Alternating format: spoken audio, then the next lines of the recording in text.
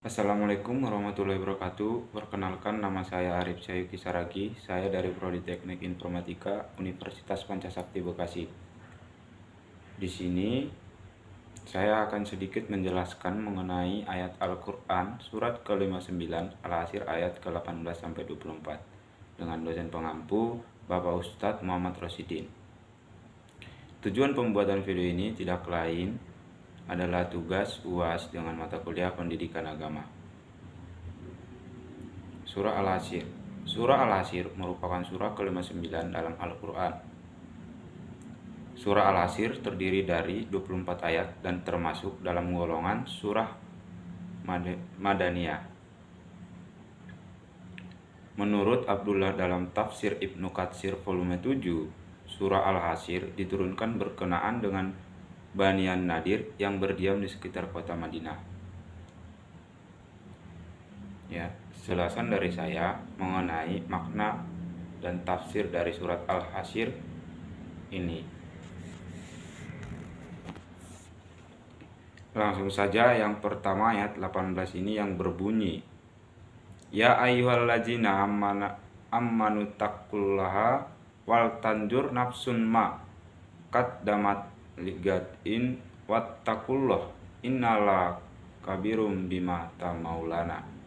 Yang artinya, wahai orang-orang yang beriman, bertakwalah kepada Allah dan hendaklah setiap orang memperhatikan apa yang telah diperbuatnya untuk hari esok akhirat. Bertakwalah kepada Allah, sesungguhnya Allah Maha teliti terhadap apa yang kamu kerjakan. Tafsir pada ayat ini adalah mengingatkan orang yang beriman agar benar-benar bertakwa kepada Allah dan memperhatikan hari esok.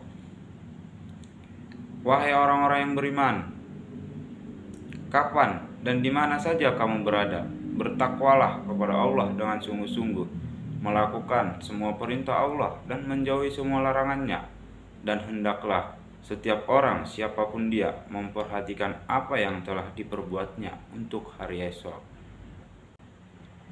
Selanjutnya yang kedua, ayat 19 ini yang berbunyi, Wala takunu kallazina nasullaha fa'ansahum anfusahum ulaika humul fasikun.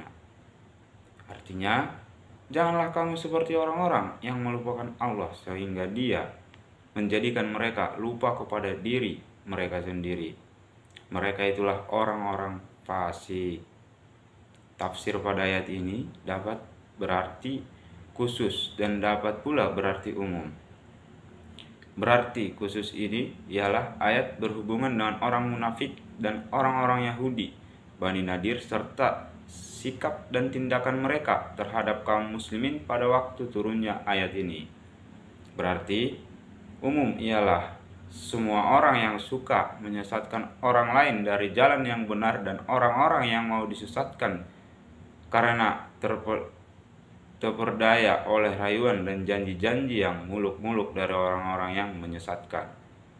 Maksudnya, janganlah sekali-sekali orang yang beriman seperti orang yang lupa kepada Allah, lalu Allah melupakannya.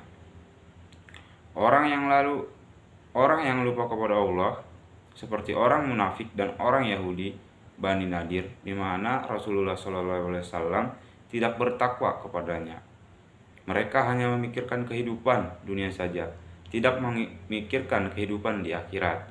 Mereka disibukkan oleh harta dan anak cucu mereka serta segala yang berhubungan dengan kesenangan duniawi. Selanjutnya, yang ketiga, ayat 20 ini yang berbunyi,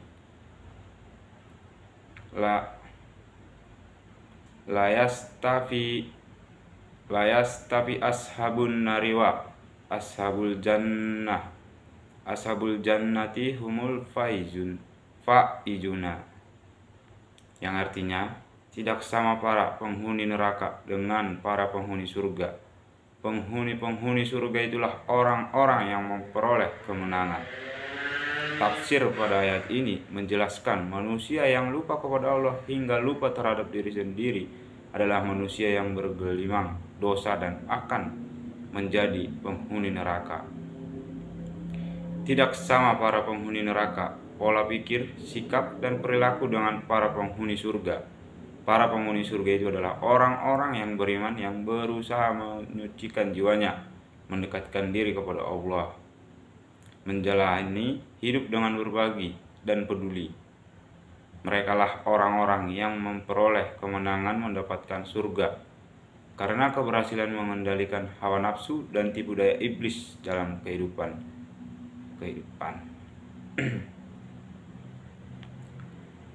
Selanjutnya, yang keempat, ayat 21 yang berbunyi, lawan jalna hazzal qur'ana ala jabalil lara aitahu kasyam mutasad diam min kasyatillahi patikal amsalu nadribuha lin nasi la'allahum yatafakkarun. Artinya, seandainya kami turunkan Al-Quran ini kepada sebuah gunung, pasti kamu akan melihat tunduk terpecah belah karena takut kepada Allah. Perumpamaan-perumpamaan itu kami buat untuk manusia agar mereka berpikir. Tafsir pada ayat ini adalah menjelaskan bahwa Al-Quran diturunkan bagi manusia yang menggunakan nalar dan mengikuti hati nurani.